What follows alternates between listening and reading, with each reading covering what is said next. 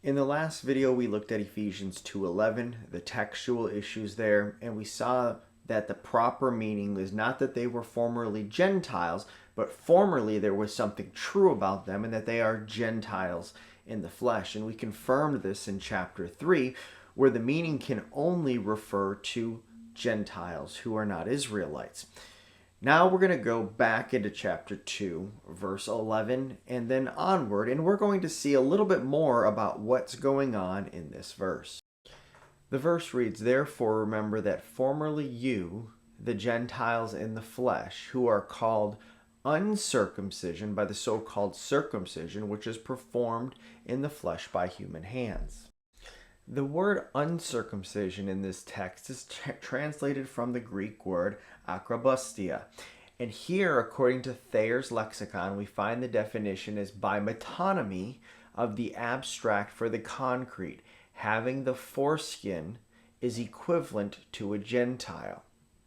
Now, metonymy, according to Merriam-Webster's dictionary, is a figure of speech consisting of the use of the name of one thing for that of another of which it is an attribute or with which it is associated.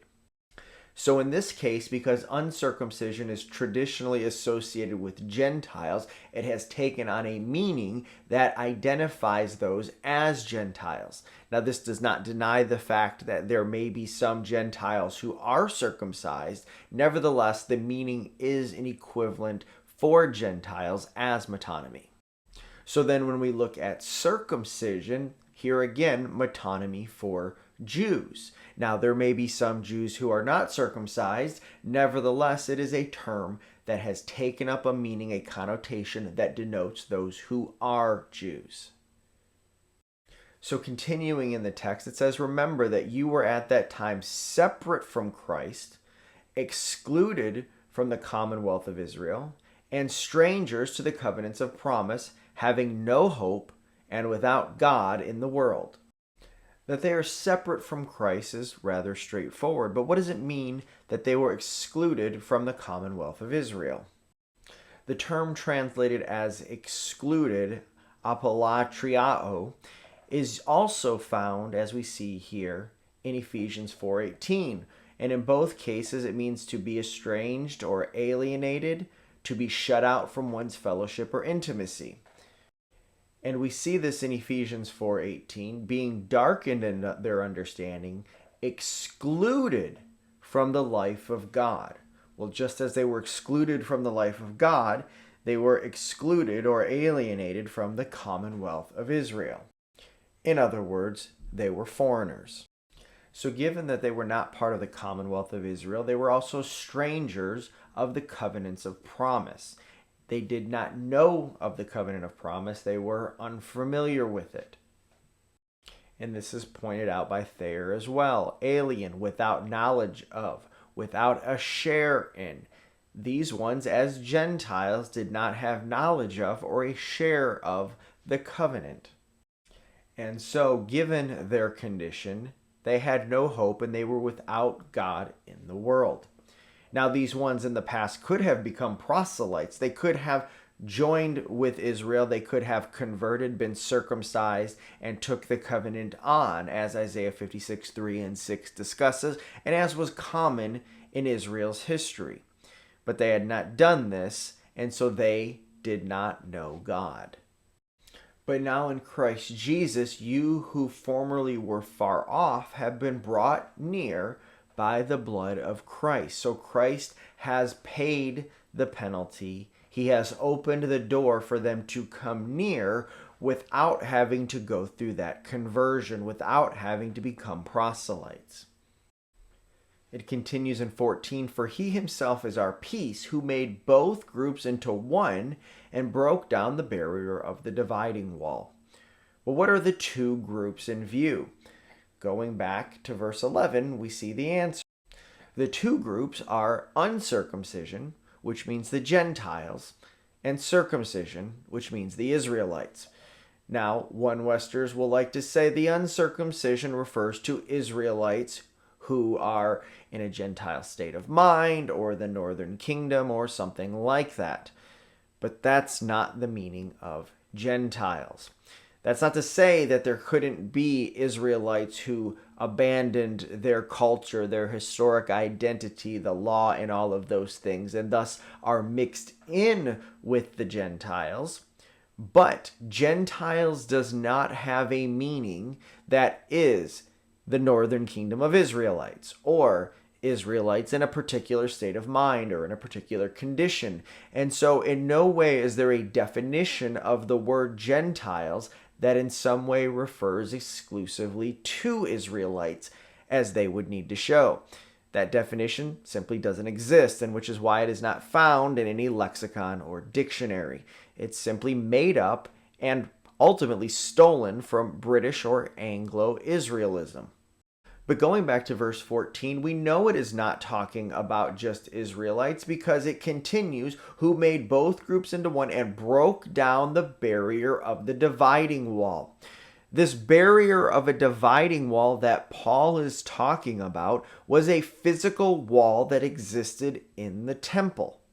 As you look at this diagram here of the temple, you see here what is called the court of the Gentiles.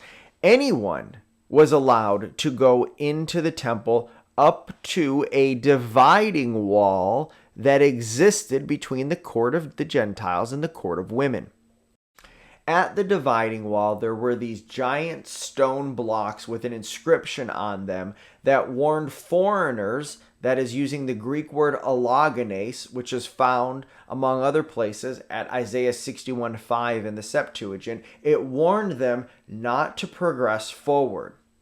In fact, Easton's Bible Dictionary does this and says several remains of Herod's stately temple have by recent explorations been brought to light. It had two courts, one intended for the Israelites only, and the other a large outer court called the Court of Gentiles, intended for the use of strangers of all nations. Talks about how Josephus saw this, but skipping down to that sign, it said, no stranger is to enter within the partition wall and enclosure around the sanctuary. Whoever is caught will be responsible to himself for his death, which will ensue. So when Paul mentions the barrier of the dividing wall, this is what he is referring to. But Paul now spiritualizes what was physical. There was a physical boundary that did not allow foreigners to progress into the inner part of the temple. But according to Paul, that boundary, that prohibition, not in the physical temple, but with regard to access to God, no longer exists. By abolishing in his flesh the enmity, which is the law of commandments contained in ordinances, so that in himself he might make the two into one new man, thus establishing peace. So whereas before, a Gentile would have to convert, become a proselyte, and be circumcised in order to access God through the covenant, now that is no longer necessary. Christ has abolished that requirement, and thus making one new man, that is the two groups into one, now with equal access to God, and might reconcile them both in one body to God through the cross, by it having put to death the enmity. Now many will say, reconcile. Only Israelites needed to be reconciled, but this is far from the case. Even going to verse 1, it says, and you were dead in your trespasses and sins. Well, this is true for all of mankind, as Paul makes clear in Romans chapter 5.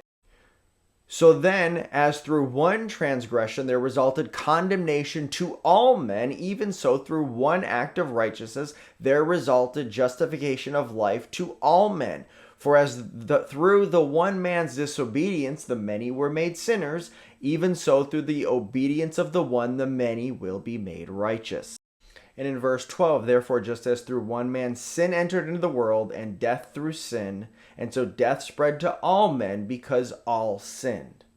As we are all sinners, we all require reconciliation to God.